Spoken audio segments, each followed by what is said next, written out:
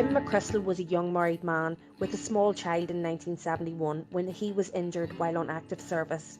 His comrade Michael Crossy was killed in the premature bomb explosion in Lurgan, County Armagh.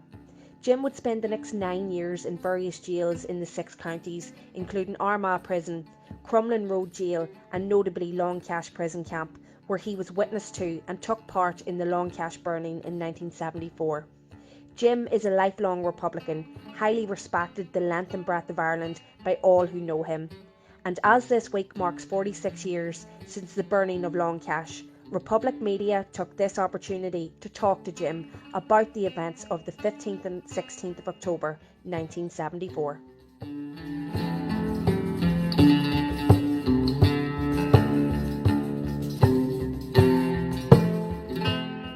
See, when you went in, when you went in, you were all right on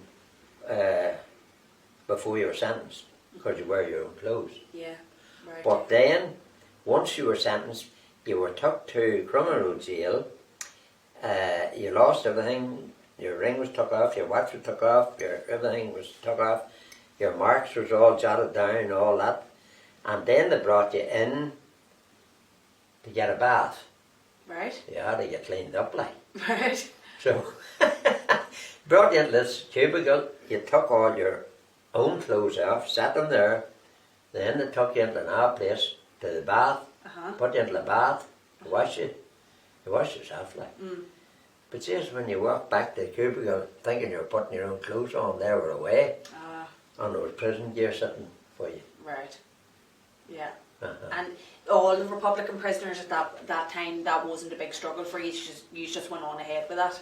No, we didn't want it, but we didn't like it. But it was just the start of the campaign, really, it was wasn't the it? start of the thing, you see, and you didn't know what was going on, you know. Yeah. But then when you were brought back to the wing, you know, that was different. But then they decided, he decided then there would be political status that we weren't going to be criminals and weren't going to be treated as. But while we were wearing the prison gear, we worked in the different departments. You know, either in the shoe shop making shoes, in the place making trousers and coats, or making mail bags or making whatever, you know, all that. You had to do all prison work.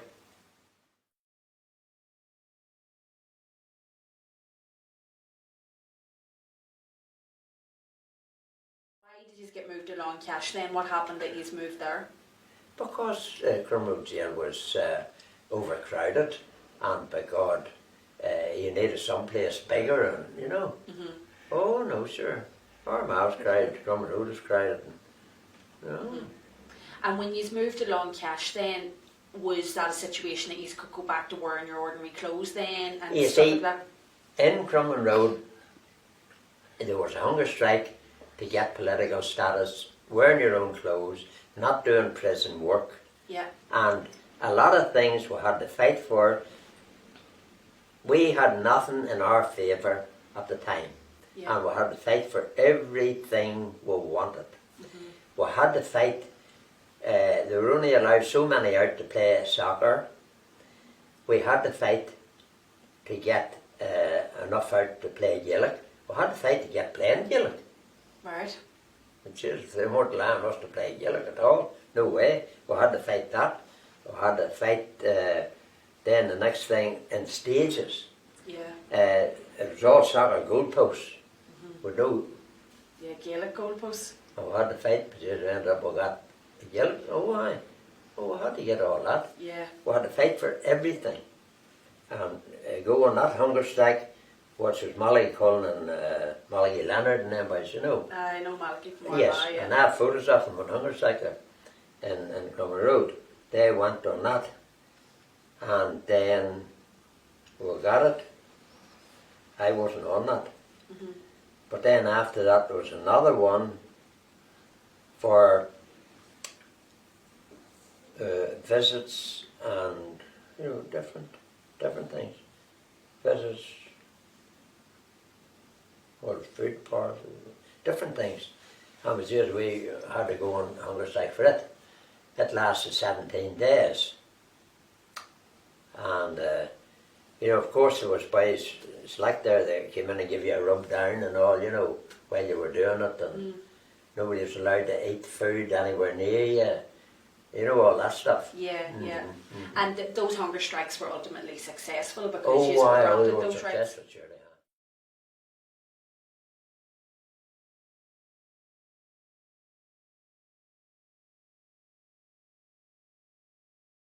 Molly Cullen was out on a visit with his wife, and one of the screws said something very bad about Molly's wife, about something, you know. And Molly just didn't like this. Nobody would. And the next thing, he more or less told the screw, he says, Molly was the OC of case 13 at the time. Okay. And Molly says, don't be coming near case 13. He says, until this is sorted out, till I get this sorted out. And the next thing was,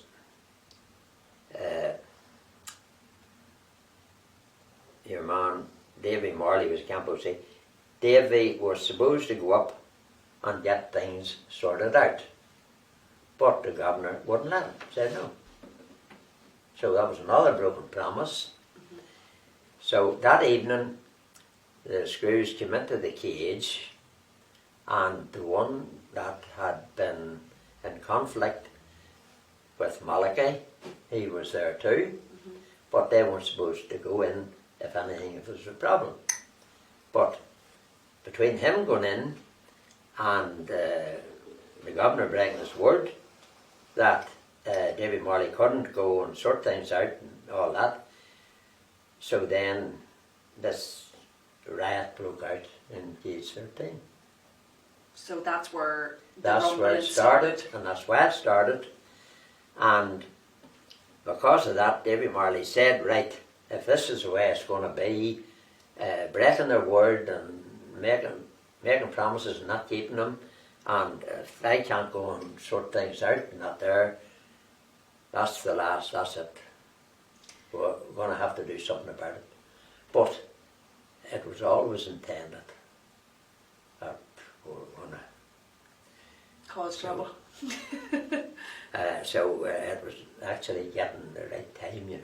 Yeah. Getting So the this right was in October 1974. time. 74, October 15th and 16th. Yeah. October. And the date that the riot happened in Cage 13, was that literally on the same day as the burnings? The night before. So The evening before. Right. So what happened was then, this was Davy Marley. Davy Marley was in case 16. Okay. That's He was the case. Camp OC. He was a Camp OC and he was in case 16, along with the rest of us. So Davy Marley, he said, right boys, this is it. We're going to go to Towers, we're going to do this, we're going to burn the camp down. If that's what they want, that's what they get.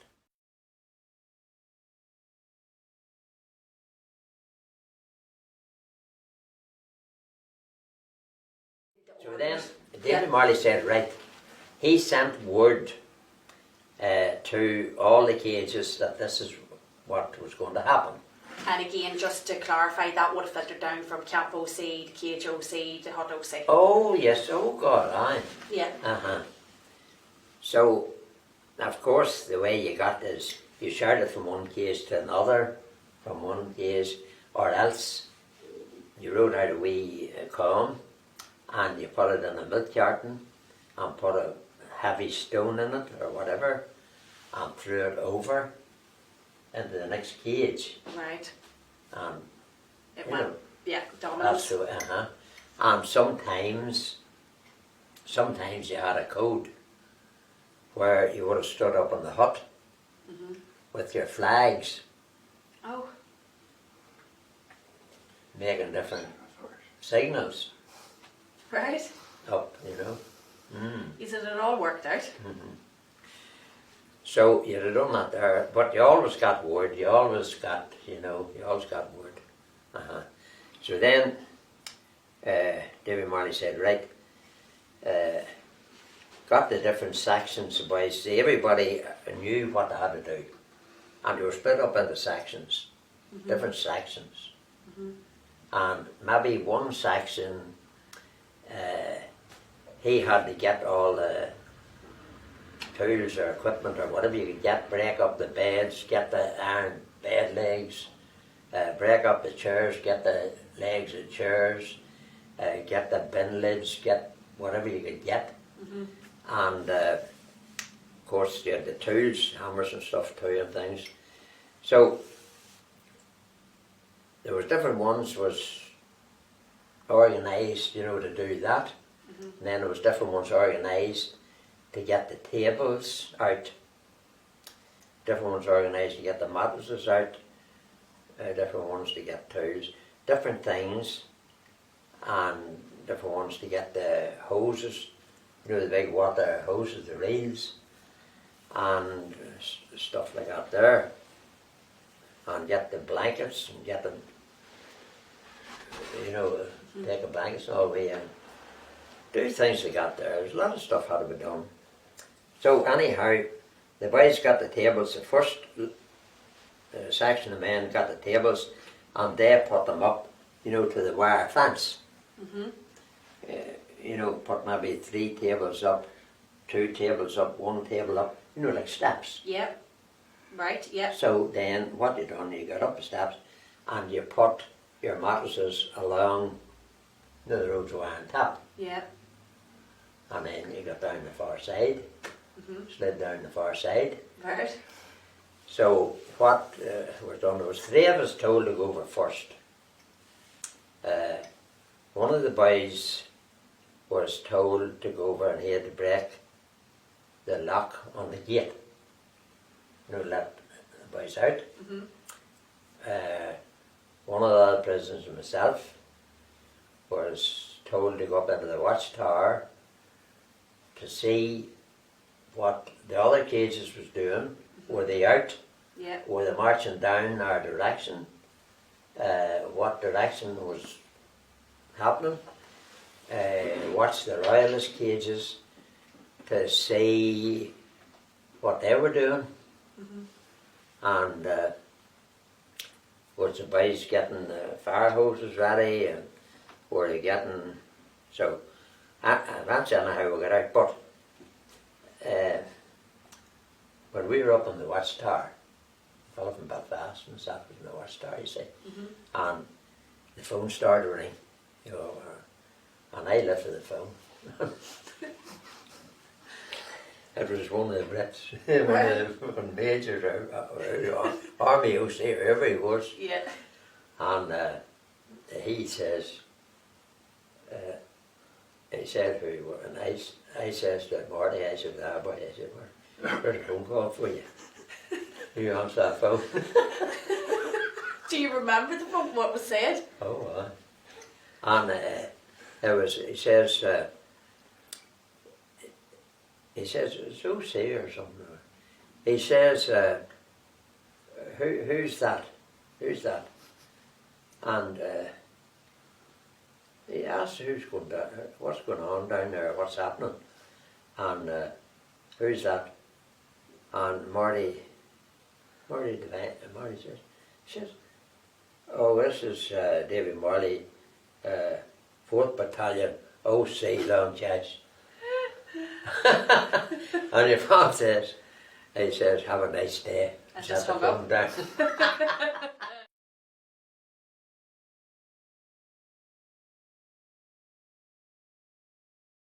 Everybody marched up. And the loyalist cages, which were up there, and some were down at the bottom, some were up there, when they saw us burning the place and marching up, well, probably they were scared out of their wits. And they broke out of their cages and they marched in the opposite direction to us. Right. And we went into their cages and their huts and burned all their stuff. Burned their huts and all their big lead jackets and everything. I remember that well. We were going in and all their lead jackets was all hung up and all. And we burned the whole thing. But that night, that night when we had everything burned, and the watchtowers, and the gas cylinders, and all that, geez, you want to hear the explosions and the flames, and oh, it was a real... Was it frightening for you actually doing it as well? Oh no, you wouldn't have been frightened because you were happy, you were you were really going to town, you were really doing something. Yeah. You're showing them that you meant business. you're not going to mess us about, you know. Yeah. You might have all the equipment and all, but it says you're not going to, you know, so we done that with everything burned, and the tuck shop was burned, and I remember lying there at an old radio, and I was lying beside the radio, and I could hear the news, and they were saying everything was under control. Oh. And it says everything was burned to the ground, and the explosions from the gas cylinders and the watchtowers was all falling down, and Jesus, we were lying there, and I remember getting tins of soup, you know, out of the tuck shop, and tins of soup, and it was boiling all, it was ready and all, you know, for it. Because of the burning? And I remember punching holes in it and drinking the soup now. Yeah. And then we took it in turns. We're tired and all, like, you know, it's just we're tired. Yeah. And we're lying there taking a rest, and while some of the boys was getting up bricks and stones and all that stuff, we decided, we thought we knew where they would come in. At this stage, they had got these big, what do you call them, big things, lifts up, goes up, big. Cranes? Things like that. To try and put, like, with hoses on it, was it? No, they were on the outside, and they were putting up, and they were getting up with their cameras and everything to see what was happening inside the camp. Yeah. These big lifts. And they were watching where we were and what was happening and all that.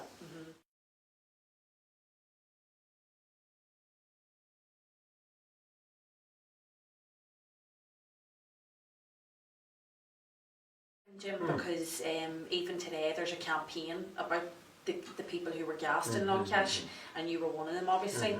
The Brits claim it was CES gas. Other people claim that it was CR gas, which was illegal at the time. What was your experience of being gassed? What was the effects of that? How did you feel? Well, the effects of the gas, that was the first time ever I was gassed. But it just affected you that you couldn't stand up. You just fell down because you were breathless. You couldn't breathe. So you just fell down, and you had no strength, you had no nothing. You were just lying there, Gasping. useless. And,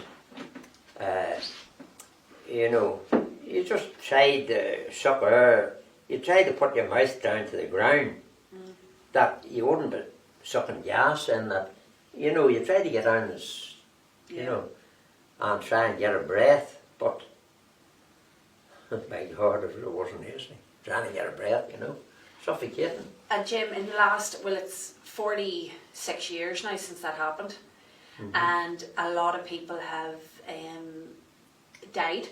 A lot of former prisoners have died, a lot of them have cancer, and there's claims that that could be a direct result of the gassing in Long Kesh. What's your feeling around that? Do you think that maybe the Brits were pumping CR gas in, and do you think there's a correlation? Well, you see, the Brits would do anything and use any measures. I mean, they were happy if they could get something like CR gas. So why wouldn't they? Yeah. You know, it's just if I was a Brit, I'd do the same. Or if I could just CR gas for them, I'd do the same. And you know, I suppose also around the same time, shortly after, or shortly before, you had the hooded men and the experiments they were doing on people, and it was all this kind of, it was an era that they weren't afraid to experiment, and Irish Republicans were guinea pigs. No, they weren't afraid to do it. God, this was a great opportunity for them. This was a great trial for them. Yeah. Well, they had to trial somewhere, somebody. Yeah. So what about the chance now? Yeah. And especially in a camp where people looked on prisoners that they deserve it, they done something, they wouldn't be there if they didn't. Yeah. You know, and why not? Yeah. Oh, certainly, go ahead and do it. And I would say it probably did, but I don't know. Yeah. I know my breeding since that hadn't been great, Right. you know. So it's possible that it has even had long-term effects on you. Oh, it is surely. Oh, it is possible, surely. Yeah. So the gas in Long Kesh is a big aspect of this for modern Republicans as well, because it does have that kind of ongoing consequence. There's an actual campaign built around that as well to try and get the truth and stuff like that. Yes. You're a lifelong Republican, Jim. Do you think you'll ever find out the truth of that in your lifetime, or do you think it'll be 100 years from now that we'll hear what actually happened? I don't know. They're very slow. The Brits can cover anything up. They can do anything and cover it up. And we could all be dead before that. And that's what they want. They want it. They're not going to tell the truth. Why? They're not going to do it. They're not going to do it.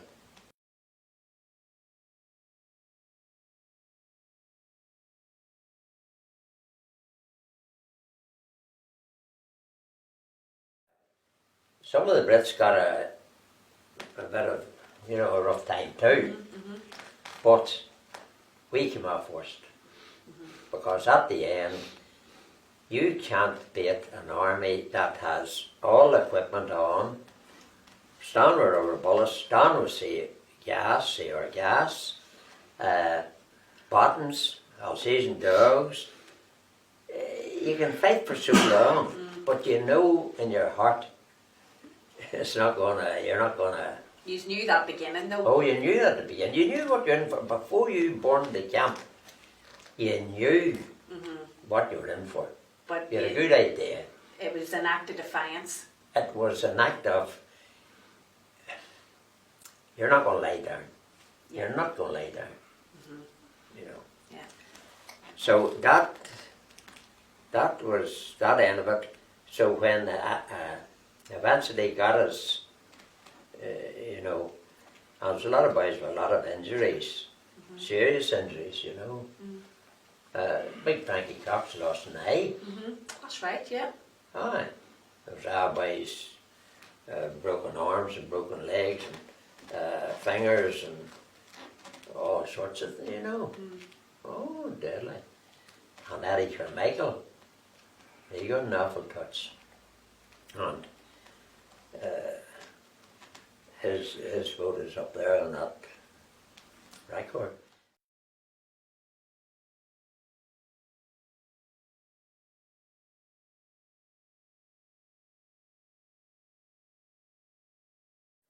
When they took it back to Cáit and all, they made us empty out our pockets and all. Anything would on us, you know, empty out. And, you know, if you had photos, or if you had rosy beads, or whatever you had in your pocket. They took off you. Oh, you had to take them out, and they threw them into the muck and tramped on them, tramped them into the muck, you know. Oh, Gestapo. So, Jim, that's what they don't know. after that, where did you get housed then? After that there, I think it was about 8 or 9 o'clock. I think it was 8 or 9 o'clock. That the Brits decided, right, they would clear off. And leave you to it? Leave us do it. And the kids, oh, but the kids were locked, couldn't get out. Right, but there was no bedding or... Oh, there's nothing there at all, no. Just no. And they cleared off, left us, locked up, and left us. And then the next thing came down, was this wagon came down with, we got a pint of milk each, a carton of milk each, and half a dried pap. Remember that? Glad to get it.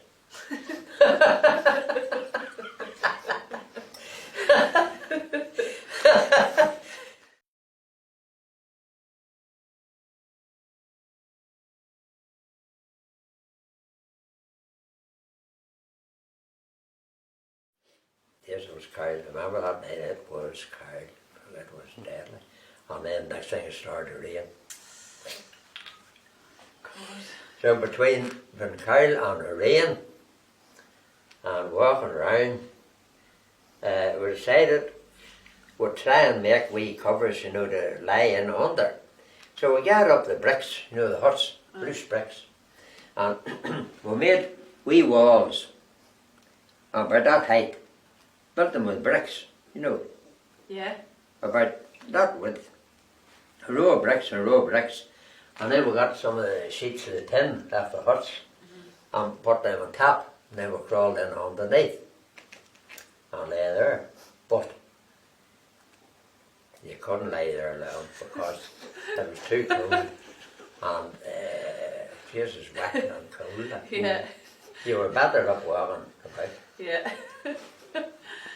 So we got up and walked about. And that was it, walked about all night.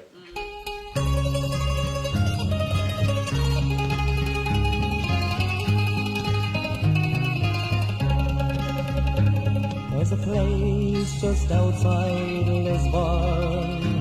It's a place that's known to few, where a group of Irish rebels are held by Faulkner's crew.